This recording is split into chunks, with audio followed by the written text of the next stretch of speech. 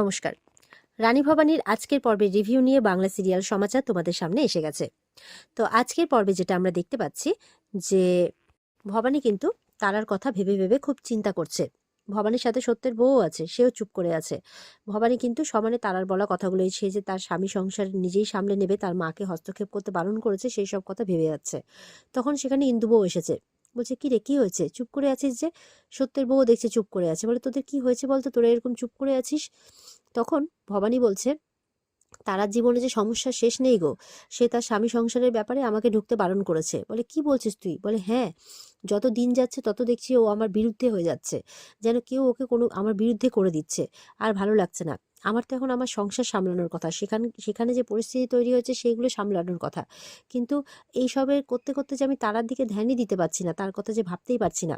ওদিকে রামপ্রসাদ ঠাকুর, তিনি তো আমাকে বিপদের আশঙ্কা বলেছেন, তিনি তো আমাকে পথ দেখিয়েছেন, সাবধান করেছেন। তিনি তো বিচক্ষণ মানুষ, তিনি তো সাধু পুরুষ। তিনি তো এমনি এমনি কথাগুলো বলেননি। তিনি তো এই রাজশাসন এই সব কিছুর ব্যাপারে অত কিছু জানেন না, কিন্তু তিনি যে কথাগুলো বলেছেন সেগুলো তো একদম মিলে যাচ্ছে। এইভাবে ভবানী চিন্তা করছে।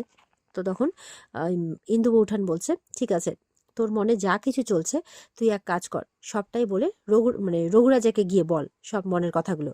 রঘুরাজা তো বিচক্ষণ মানুষ, তিনি কিন্তু কোনো না কোনো একটা পথ ঠিক বলবেন। তখন ভবানী বলছে, ঠিক বলেছ, আমাকে এটা করতেই হবে, আমাকে রঘুরাজার সাথে গিয়ে কথা বলতেই হবে। ওদিকে দেখা যাচ্ছে রঘুরাজার ঘরে জগৎ শেঠ আছে। সে আবার দরজা টরজা লাগিয়ে দিয়েছে, সব লোকজন যারা আরো ছিল তাদের যাওয়ার অপেক্ষা করছিল, গোপনে কিছু কথা বলবে, রঘুরাজাকে বলছে। তো বলছে, হ্যাঁ বলুন শেঠজি, আপনি তো নাটোরের অনেক পুরনো বন্ধু, আপনার সাথে তো অনেক পুরনো সম্পর্ক, আমি আমি তো জানি, বলুন। বলছে, আচ্ছা, ওই রামপ্রসাদ, ও কি শুধুই দক্ষ সাধক, না অন্য কিছু? বলে আমার তো মনে হচ্ছে মুখোশ পড়ে আছে, আশেপাশে সবাই সবাই মুখোশ পড়ে আছে। আমার তো মনে হচ্ছে সে যেন রাজরানীকে কিছু কুবুদ্ধি দিচ্ছে। বলছে, কি বলছেন উনি এরকম? আমার তো বিশ্বাস করতে ইচ্ছা করছে না। বলে, হ্যাঁ, এটাই সত্যি কথা। আমার গোপন গুপ্তচরও কিন্তু তাই এসে বলল আমাকে। আর দেখুন, বলছে, রঘুরাজা বলছে, রাজরানী কিন্তু দক্ষ, আর রাজরানী কিন্তু কোনো কথা ফাঁস করবে না, এটা আপনি নিশ্চিন্তে থাকুন। বলে, আমি জানি সে খুব দক্ষ শাসক, অবশ্যই, তাতে কোনো সন্দেহ নেই, কিন্তু তার তো বয়সটা কম, সে তো অনভিজ্ঞ, তার তো অতটা বয়স হয়নি বোঝার মতো। এইভাবে কিন্তু রঘুরাজাকে উল্টোপাল্টা বলে বোঝাচ্ছে। বলছে যে রামপ্রসাদ হঠাৎ করে এসে উপস্থিত হলো, কোথা থেকে এসছে, কি উদ্দেশ্য, কিছুই তো আমরা জানি না, খোঁজ খবর নেওয়ারও প্রয়োজন বোধ করিনি। ভবানী আমার সন্তান তুল্য, আমি তাকে যথেষ্ট স্নেহ করি, আমি কি চাইবো তার ক্ষতি হোক? কে জানতে পারে যে এই আহ, মানে এই যে সাধকরূপী রামপ্রসাদকে সিরাজদৌল্লা পাঠায়নি? কে বলতে পারে, হতেও তো পারে। তখন রঘুরাজা বলছে যে আমি ওনাকে সাধক রূপেই জানতাম, উনি কালী ঠাকুরের গান গান, এই এই পরিচয়ে জানতাম। উনি যে এই নিচে নামতে পারেন আমি তো ভাবতে পারিনি। বলছে, এটাই তো সময়, সবাই চারপাশ দিয়ে বিশ্বাসঘাতকতা করবে, এই সময় তো আমাদেরকে সাবধানে থাকতে হবে। জগৎ শেঠের কথা শুনে কিন্তু রঘুরাজা পাইককে ডেকে ওই রামপ্রসাদকে আটক করার আদেশ দিয়ে দেন। তো সেই মতো করে পাইক চলে যায়। ওদিকে দেখা যাচ্ছে রামপ্রসাদ কিন্তু মায়ের মূর্তি করছে ঘরের মধ্যে। দিয়ে আবার পাশে একটা পাত্রে জল রাখা আছে, সেখানে কিন্তু আবার দেখতে পাচ্ছে যে নবাব সিরাজকে কেউ গুপ্তভাবে হত্যা করবে, আর সেই জায়গায় ইংরেজদের আধিপত্য বিস্তার হবে, আর চারিদিকে যুদ্ধ মহামারী এই সমস্ত কিছু দেখতে পাচ্ছে। এটা দেখে কিন্তু আবারও ভয় পেয়ে যায়, আর বলছে, মা, তুই নিজেও অস্থির হয়ে আছিস আর আমাকেও অস্থির করছিস, আমি কি করি, তুই আমাকে আবার একই দৃশ্য দেখাচ্ছিস। না, আমাকে রাজরানীকে গিয়ে এক্ষুনি বলতে হবে। এই বলে যখন রাজরানীর কাছে যাচ্ছে, তখন দেখছে পাইকরা তাকে কিন্তু আটক করার যে নির্দেশ দেওয়া হয়েছে সেই কথাটা বলছে। তখন বলছে, আমাকে আটক করবে কেন গো, আমি কার কি ক্ষতি করেছি? বলছে, আমাদের কাছে আদেশ আছে। বলে, ঠিক আছে, আমাকে তো আটক করে রাখতে পারবে না তোমরা, যাকে মা স্বয়ং আটক করেছে তাকে তোমরা আটক করবে কিভাবে? ঠিক আছে, বেশ, আমি কারাগারে যাব, তাহলে আমি তো ঘরে মায়ের মূর্তি করছিলাম, সেটা আমাকে নিয়ে যেতে দাও, আমি কারাগারে বসে গড়ব। বলে, আচ্ছা বেশ, তাই হবে, তাহলে আমরা কিন্তু আপনার সঙ্গে যাব। বলে, ঠিক আছে, এসো। ওদিকে রাজরানী গেছে রঘুরাজার সাথে দেখা করতে। তো পাইক গিয়ে কথা জানায়, রঘুরাজা বলছে, ঠিক আছে, আসতে দাও। তখন জগৎ শেঠ বলছে, না না, এখন আদেশ আসার কথা বলবেন না, এখনই কোনো কিছু জানানো যাবে না, আগে আপনি রামপ্রসাদকে আটক করুন, তারপর পরে বুঝিয়ে বলবেন। বলে, ঠিক আছে, তাই করি তাহলে, কারণ এখন ভবানী জানতে পারলে তো হাজারটা প্রশ্ন করবে, আর হয়তো অনেকটা যুক্তিও দেবে আমাকে রামপ্রসাদের পক্ষে। বলছে, বেশ, ঠিক আছে, বলে দাও যে আমি অসুস্থ, আমি এখন দেখা করব না। আর জগৎ শেঠ গিয়ে পাইককে আরো কিছু বুঝিয়ে দেয়। তো পাইক সেই মতো করে বাইরে গিয়ে বলে। তখন বলছে, অসুস্থ? মনে মনে বলছে যে একটু আগেই তো সুস্থ ছিলেন, সভা করছিলেন, কি হলো? তবে কি আমি কোনো কিছু করেছি, আমার উপরে কি ক্ষুণ্ণ হয়েছেন উনি? তখন পাইককে বলছে, ঠিক আছে, উনি অসুস্থ তো, আমাকে গিয়ে দেখতে দাও, সরো। বলছে, না না, আমার কাছে যা আদেশ আছে আমি তাই বললাম। মনে মনে বলছে, ব্যাপারটা কি হলো? উনি আমার সাথে দেখা করতে চাইছেন না। চারিদিকে মনে হচ্ছে অনর্থ ঘটে চলেছে। এখন পিতৃতুল্য ইনিও যদি আমাকে ভুল বোঝেন তাহলে কিভাবে হবে? এই বলে বলছে এক্ষুনি আমাকে রামপ্রসাদের মানে ওই ওনার কাছে যেতে হবে, রামপ্রসাদের কাছে যাবে আর কি। বলছে ঠাকুরের কাছে গিয়ে আমাকে শুনতে হবে উনি কি আরও কিছু দেখেছেন। তো তখন পাইককে বলে উনি সুস্থ হলে আমাকে জানাবেন। আর চলে যায়, মানে ভবানী চলে যায় রামপ্রসাদের কাছে। ওদিকে দেখা যাচ্ছে জগৎ শেঠ একজন পাইককে ডেকে পাঠিয়েছে আর বলছে যে দেখো ভবানী কোথায় গেছে একটু খোঁজ খবর নাও, সে যাতে রামপ্রসাদের কাছে পৌঁছতে না পারে। পৌঁছানোর আগে রামপ্রসাদকে একদম পথ থেকে সরিয়ে দাও। পথ থেকে সরিয়ে দেওয়া মানে বুঝতে পেরেছো তো? তখন পাইক বলছে হ্যাঁ পেরেছি।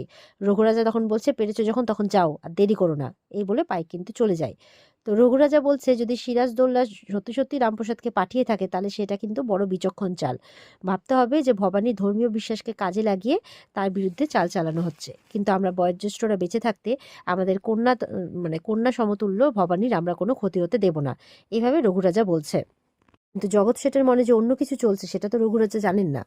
ওদিকে রামপ্রসাদ কিন্তু মানে মধ্যেও তাকে যে বন্দি করা হয়েছে, তাকে যে আটক করে জেলখানাতে পুরে দেওয়া হয়েছে, সেখানেও কিন্তু তিনি মায়ের মূর্তি গড়েছেন। গড়ে এবার মাকে বলছে যে সব অনর্থ হচ্ছে, কোনো কিছু ঠিক হচ্ছে না। তুই আমাকে যা যা দেখাচ্ছিস এর তো কোনোটাই হওয়ার কথা নয়। মানে সবার জন্য প্রার্থনা করছে আর কি। বলছে যে আমি তো সবাইকে সাবধান করতে এসেছি। আমি যে তুই আমাকে যা যা দেখাচ্ছিস, আমি যে রাজরানীর কাছে তার সমাধান খুঁজতে এসেছিলাম এই বিপদটা আটকাতে, কিন্তু তিনিও তো ভবিষ্যৎ দেখতে পাচ্ছেন না।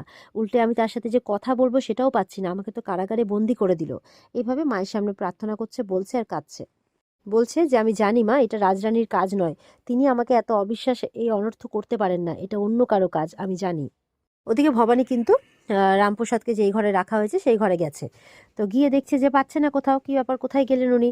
এদিকে তো সামনে মাটি রাখা আছে, খড় রাখা আছে, দড়ি দেখে তো মনে হচ্ছে যে উনি ঠাকুর গড়ছিলেন। কিন্তু তাহলে কোথায় গেলেন উনি? ভাবছে যে জঙ্গলে চলে গেলেন না তো সাধনা করতে?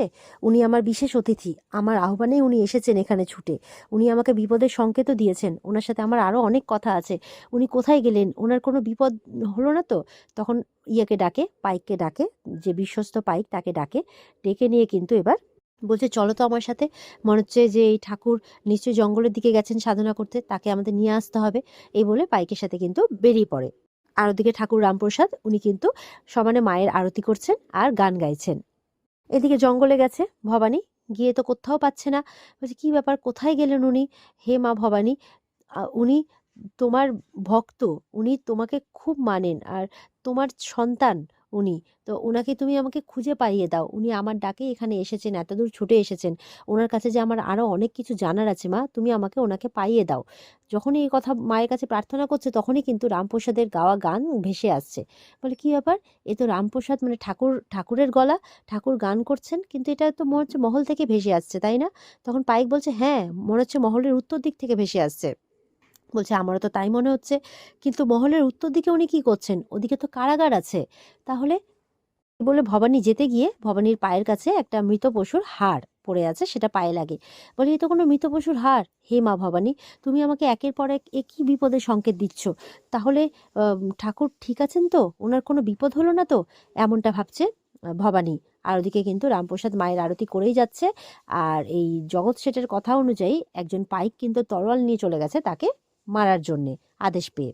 রঘুরাজারও আদেশ আছে। আর এখানেই কিন্তু আজকের পর্ব শেষ হয়ে যায়। তো এই ছিল আজকের পর্বের রিভিউ। আশা করব তোমাদের খুব ভালো লেগেছে। ভালো লেগে থাকলে পর্বকে লাইক কমেন্ট করে জানাতে ভুলবে না, আর আমাদের সাথে জুড়তে চ্যানেলকে সাবস্ক্রাইব করতে ভুলবে না। দেখা হচ্ছে তোমাদের সাথে আগামীকালকে। সবাই খুব ভালো থাকবে। আজকের মতো পর্ব এই পর্যন্তই। টাটা।